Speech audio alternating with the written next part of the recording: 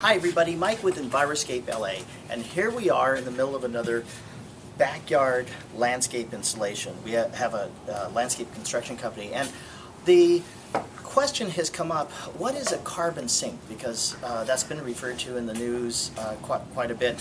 When you think about it, every time you turn on a car, an automobile, there's exhaust that comes out. There's a lot of what we call carbon, and that carbon is really tough on our environment, and somehow it needs to be absorbed back into the earth. Well, one of the greatest carbon sinks, a sink is, it's where you have a sink of water and you put a drill and it goes down, that carbon, or excuse me, the water goes down, it's a sink, so it drains. Well, so the whole planet is filled with a lot of carbon. There's pollution that spews out every day, every minute of the day, 24/7. So we need a carbon sink for the planet. What is the best carbon sink out there?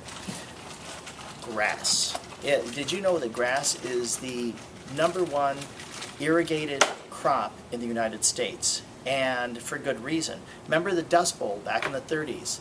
It was created because there just wasn't enough vegetation. One of the reasons why, and not enough vegetation. So now it's a good thing to have turf, but now the question comes up, there's programs out there that are actually encouraging you, tear out your turf and put in gravel, put in synthetic turf. Well, let's talk about that just a little bit. Okay, the environmental aspects. So you put down gravel, it's going to increase what we call the heat effect, and the sun beats down, and instead of absorbing the heat, the gravel, it does absorb it, but it radiates it back. Synthetic turf, it's a petroleum product. And so what does petroleum do? If you have a big plastic rug, it sucks in the sun's rays, and it really overheats. And so that's going to contribute to local warming temperatures. Well, that's not a good thing to do, especially if you live in a Mediterranean climate or a semi-arid desert like you have in Southern California, Los Angeles in particular.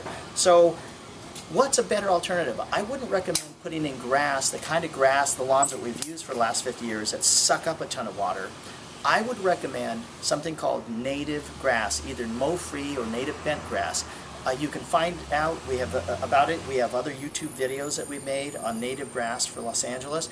It's a fabulous product. It requires less than 50% of the water that these other lawns that we've been using for the last 50 years require. If you couple that with drip irrigation, and you'll need even less water, because drip irrigation for lawns actually goes underground. In fact, I want you to take a look at this right here.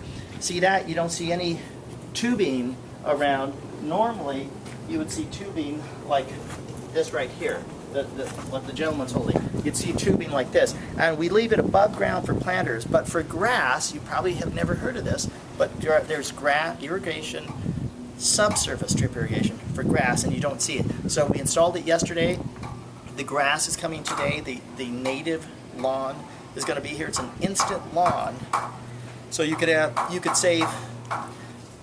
It's a native lawn, so once it gets established, it's going to require as much water as, in fact, you can leave the water off once it's established for whole months at a time. It's a fabulous, fabulous product. And it's grass. I mean, nothing's prettier than green grass. You can play frisbee, play baseball, soccer on it. It's just it's part of the American tradition. And I don't have to convince you why you need grass. And the second thing, too, it's not only a carbon sink, but it's also a water sink. When it rains, the precious rain that falls on our landscapes is used for groundwater recharge. It doesn't happen with synthetic turf.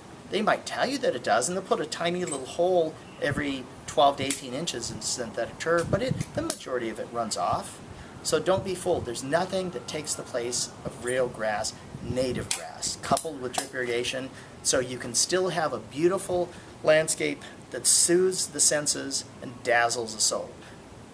So hopefully this has been informative about carbon sink, about synthetic turf versus real native grass lawns.